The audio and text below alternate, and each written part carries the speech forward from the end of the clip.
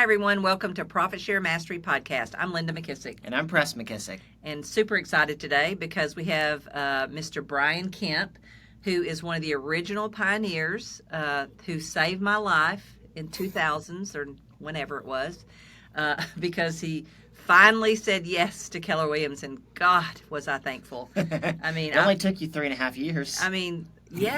Yeah, and we had to run off one of his assistants first. I mean, there's a lot of drama in between, but I'm so thankful for you, Brian, and I think of you often when I think of who I'm grateful for. You're one of the many that I think of, so thank you for being a pioneer. And tell everyone what his role is. What does he do in KW? So we'll let Brian do it. Brian?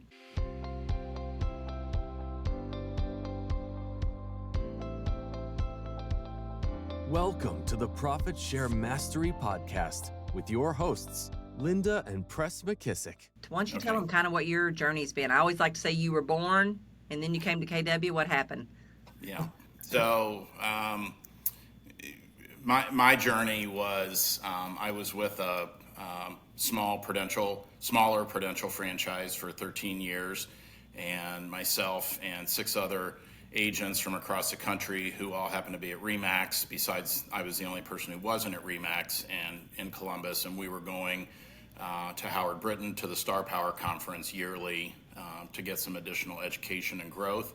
And we started noticing on the different panels that Linda McKissack used to be at Ebby Holiday, and now she's at this company called Keller Who, and that just seemed to be the trend. My business partner, Sue Gleach, ran into you outside of a breakout session and wanted to know more. And you asked her where she lived, and you said Columbus, Ohio, and you said, I think I just bought that region. Yeah, yeah. I'm not sure where Ohio is yet, but I think it's there. I think planes go there. Yeah, please. They do now. Go there.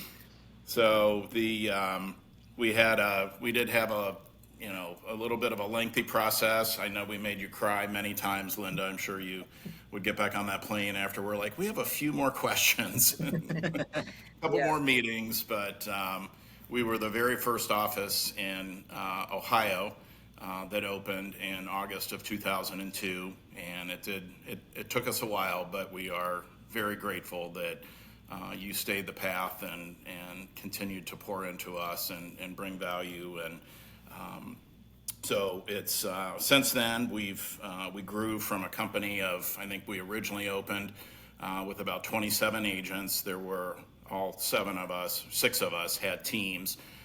So we were able to get started, and we grew and continue to grow. So we're now at 245 agents in Central Ohio. When we opened the market center, none of us wanted to be the OP, none of us wanted to be the broker, none of us wanted to be the team leader, but many of us have sat in several of those seats over the years, and I am currently, and have been for almost 10 years, the OP. I'm also part of a mega agent team in our market center as well. I love that. A couple of things you said, Brian, that I love is, first of all, that you had relationships across companies.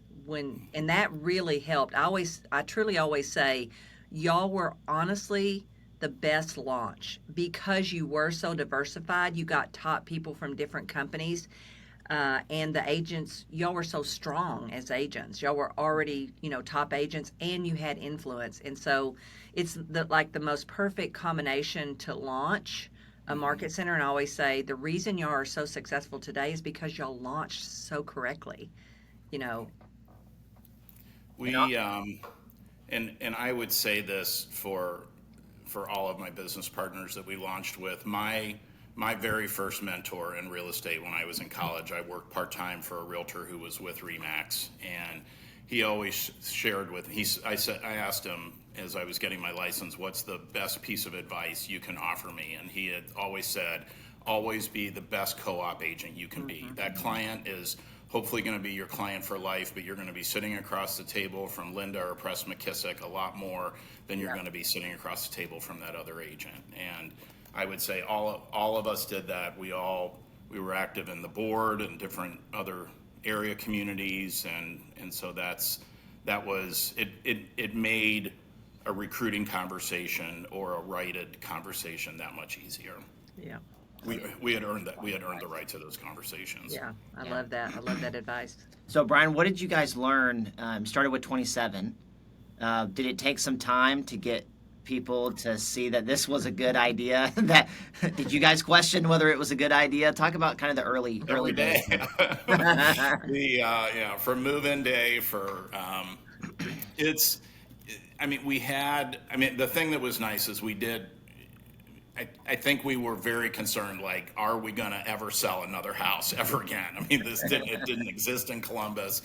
But fortunately, we had a sea of red signs because we were all listing agents, and we had a sea of red signs that popped up, and we had several people who called, and they're like, wait a minute, was I at the train station and you were at the boat dock? I mean, why didn't you call us? Why didn't we know about this? And so it led to some really good conversations to educate people about KW and what it had to offer. And I think that was to kind of backstep. When we first went to FSO, I loved my broker. I mean, she was like a mother to me. She, raised me and still is a phenomenal friend. And I called her from the airport and I said, hey, I cheated on you. I went to Texas. I found out about this company and I want you to know about it. And we did have a conversation. She, because of things that were going on in her world, could not pursue it. Yet we were able to, the wonderful thing about this was many years later, we were actually able to be together at Keller Williams. And so that was a good So, I mean, so many great lessons here, Brian, because, just good always pays off, and so many times, when you talked about people saying, hey, was I at the boat dock and you were at the train station? What people don't understand is most people are more upset that you didn't even give them a call than anything else. That was shocking to me to learn.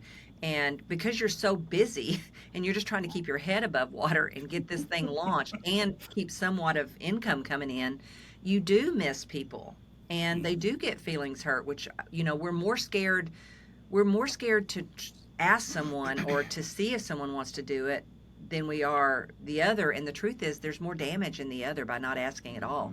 I mean, just out of courtesy and respect and love for somebody, you should ask, So that's awesome. Yes, that is a beautiful story because I do remember when she did eventually come over, and she wouldn't have done that if you had left in a horrible way or she had been a not kind person to understand that people are going to make decisions for what they think is best for their family. So there were so many great things in there. When you have great people and you have a great opportunity and you do it with class, even if the beginning answer is no, doesn't mean it's no forever.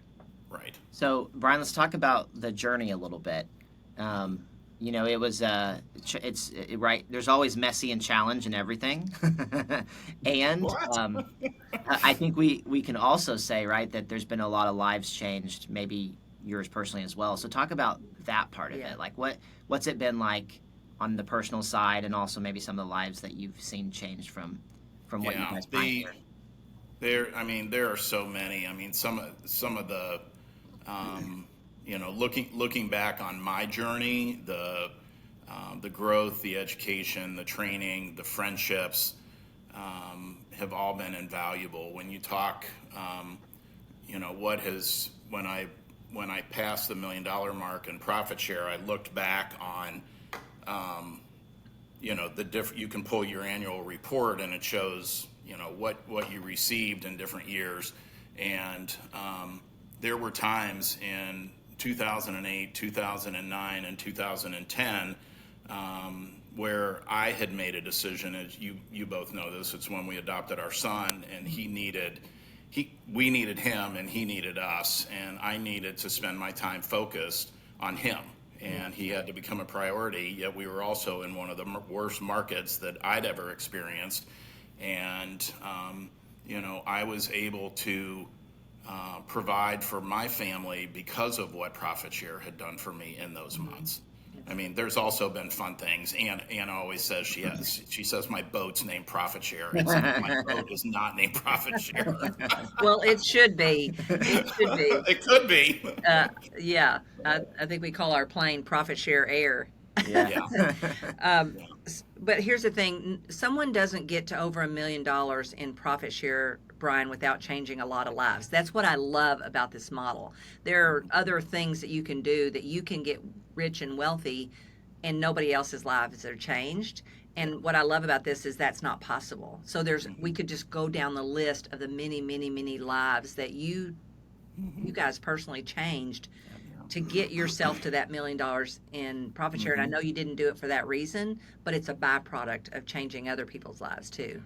Well, and Linda, one of the things I think about, Brian, we talk to a lot of agents, obviously, that want to talk about like profit share towards maybe the end of their career, or when they just look up at one point, right? And they want options. They don't want to have to sell houses forever. And Linda is famous for asking them the question, well, have you ever been asked to open an office, or to become the team leader, or step into an investor, or is there an KW opportunity that's been presented to you? And they'll usually, if a lot of them are big producers, so they'll say like, oh yeah, I've been asked to do whatever. And Linda will always then ask them, well, what did you say? And they'll say, well, I said no.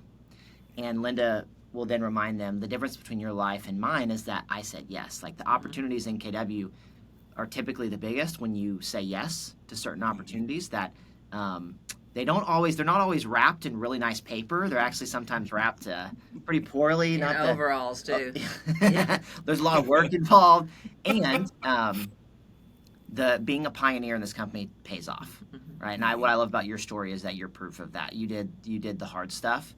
And because of that, you got to be on the front end of changing a lot of lives. And so my challenge for anyone listening would be to consider being a pioneer in some way, right? That may be a new role, that may be a new office, that may be you just accepting the opportunity of changing lives at the company. Yeah. But if you do that, again, Brian, I love your story. You're getting to pass $1 million in profit share. It's only been done by 100 and something people. It's like 137. There you go. You know the number. I love it. You're the 137th, which is super cool.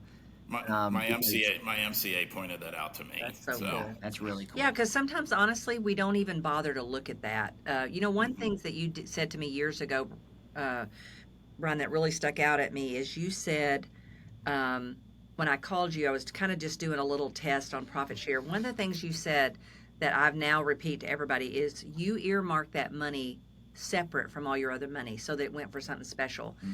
And I think that's so powerful because I know Brian was a big driver for you guys. I mean, you stepped into it, and I loved all the postcards throughout the year watching him grow up. And I know that he goes to a great college and he's got a great future ahead of him. And you guys did that for a little young man that needed it at the time. And like you said, he needed you and you needed him. And I love that because you knew what was emotional and important to you, and earmarking that money out of your other accounts and away from it and doing fun and cool things with it made a big difference, I think. Yeah, it did. It was, and Linda, it was probably you. I think it was a combination between you and our MCA at the time that just said, you've got to put this somewhere else. And so I'm not the brightest bulb in the box, but if somebody smart tells me something, or somebody that I think is smart tells me something, I'll typically go do it. And so I went and opened a money market account and had it redirected into there. And it's, and I still have so many agents that our MCA talks about this, when somebody new joins the company and they haven't done, I try to get to them to make sure, and that's part of our onboarding process, to make sure that they're doing it, but then they don't, and they're like, what is this deposit into my account? And I'm like, well, if you add it into your separate one, you'd know what it was. Well, sometimes they think it's somebody taking money out. Yes. They get confused, right? Mm-hmm. Yeah. Brian, so one of the things I want you to share with those who are listening is, one of the things I respect the most about you is you've built your profit share the right way, where you've done it with influence, and you haven't, like I talk to Anna all the time about it, you have one of the best reputations in the city. And sometimes what we see with people is once they start getting serious about profit share, they start throwing up profit share on everyone, and it tends to be a repulsive thing, not an attractive thing, right? So you've obviously learned how to do both, how to be a great co-op agent, have influence, but also build your profit share. Can you talk a little bit about what you've learned? Like, if someone else wants to be able to go make $1 million, but also have great relationships in the city with agents at all companies, how do you do that? Yeah.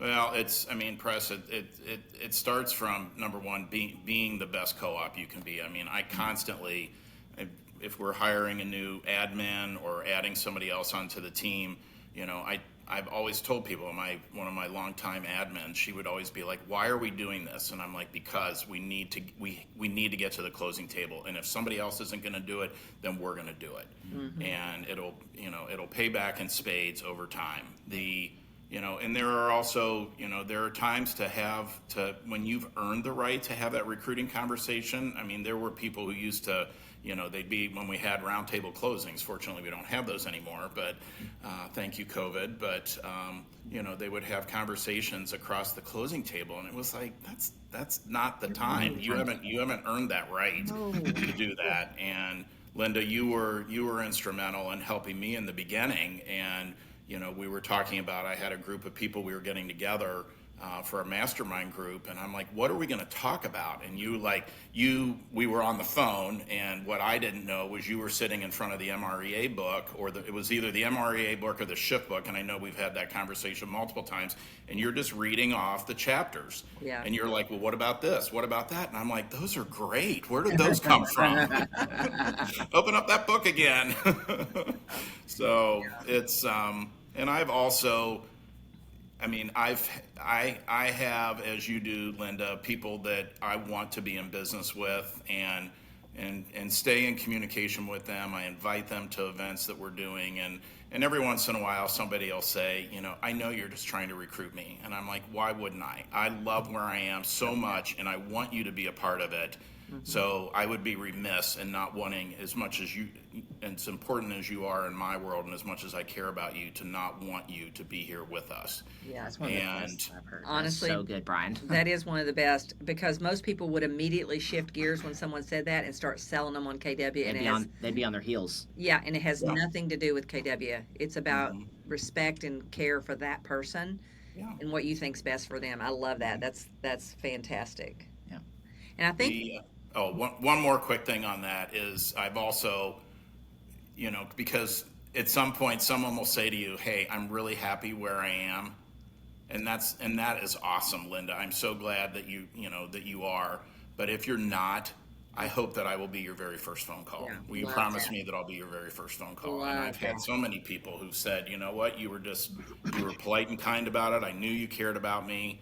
And so, because something's going to happen. The copier's going to run out of paper. It's going to be a different brand of coffee, Or the broker's going to go broke and not have money to pay their commissions. Those kind of things happen. People don't understand it, but they do. Yeah. Yeah. So true. That's why, honestly, we talk about all the time, this changes lives. Our lives have been changed. Your life's been changed. We have to just ask ourselves, who are we to decide that that's enough lives changed? You know what I mean? And I think we sometimes get busy and don't realize we're actually changing lives, right? I always tell the story all the time. I say, on the 21st, usually I'll get a text from Brian or somebody, and people that say thank you, and I never had buyers and sellers long afterwards do that. They just, it's not the same thing, right? We're not totally changing their life. We're providing a service, and they're appreciative and they love us, but we're not changing their life like this is. Yeah, that's awesome. Now, I know that you've had you're pretty tenacious too, and you had one recruit, her name might be Jill. It took at least 12 years, right? I always say she was our longest recruit. Yeah, she told it was my longest recruit, and she told me in typical Jill fashion, and I love her to death, but in typical Jill fashion, she said, "You know what? If you had been a better recruiter, I'd have been here sooner." Oh yeah, I absolutely heard her say that. I remember she called one day and said, "Hey, what was that thing you said to me when we had that conversation?" And I said, "Oh, you mean the word opportunity?" "Yeah, that word. I need to use it on somebody." I said, "Well, it's only for the people that you feel like have earned the next opportunity." But yeah, you have to believe in this so much that and believe in the person so much that you're willing to go the long game with them, and you're not, upset if somebody doesn't join, because we've had a lot of people who have said no forever, and then It's their time. It's not it's not my timeline. It's not your timeline. It's their timeline. And when they're ready and they're willing and their mind is open, then they'll come. yeah. How many people do you have in your front line? Do you know? 22 today. 22. Okay, awesome. Yeah. I typically, again, Mo said it, you've said it, get to 15 as soon as possible. I went a little beyond that. I've typically run at about 24 in my first line. I have well over 1,000 in all 7 levels. Awesome. And as they say, you take it wide. If you take it wide, time will take it deep. And I've got some, it's fun to go through the different reports and see who's in there. Karen Prall's in my downline and my 6th level. And Over in Chicago now. yeah. That's awesome. That's not a bad person. I know. I get really angry when I hear great people that were in Columbus or somewhere in Ohio. There's another one that's actually, she was the Century 21 manager in Indianapolis, and she moves to Washington. She works for Bev. I can't remember her name right off the top of my head, but so here's the thing. They may not be joining you where they are, but they're loving what we're doing, and they see the value, and they go somewhere else and join. And then Nancy Poss's daughter-in-law is also in Southern Cal. I mean, so I'm like, what the heck? He's in my downline also. Yeah. So there you go. I mean, that's good stuff. Yeah. Awesome, Brian. So, Brian, in closing, what advice would you give to other people who are looking at your journey and are like, man, that's the career I want to have at KW. I want to be able to go build a great business. I want to go build a great profit share at the same time. What would you tell them to do? Do it. Do it now. I mean, I've had so many people said, "Well, you were here early. You were here this." I mean, there are plenty of people who make way more money than I am, who've been here in less time. Yeah. Linda, you and Jimmy were on a stage and talked about. Gary was interviewing you about all the different businesses you've owned and what it took to build those businesses, and the money and the capital. And and Gary said he was talking about renting space, buying furniture, hiring accountants and professionals, and Gary said you had to do that for all your businesses, and you both looked at each other and you're like, well, all of them except for profit share. Yeah. I mean, what an incredible gift to people always talk about having 6 or 7 streams of income, and to have this stream of income that is available for all of us. Yeah. And only on average 35% of the agents in the company are going to take advantage of it, and it's free. I mean, all you have to do is Why do you think more do not?